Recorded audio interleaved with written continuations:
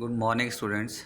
Welcome to science class. So today we'll continue the next chapter, chapter 5, friction. So first of all, we are going to discuss the important keywords of the chapter.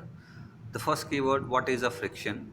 A friction, a force that opposes any relative motion between the surface of two objects in contact, is called friction.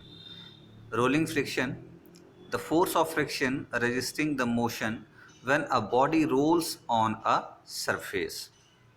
Sliding friction, a friction that acts between an object and a surface when object is sliding over that surface. Next is a static friction, the self-adjusting force of friction that exists between a stationary object and the surface on which it has been kept. Next is air resistance, the frictional force exerted by air against a moving object.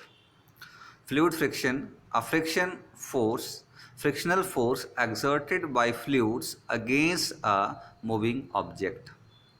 Next is lubricants, a substance which can be reduce the force of friction between the two surfaces of contact. Streamline flow, a systematic regular flow of a fluid in which all the particles that pass any point follow the same path with the same speed is known as a streamline flow.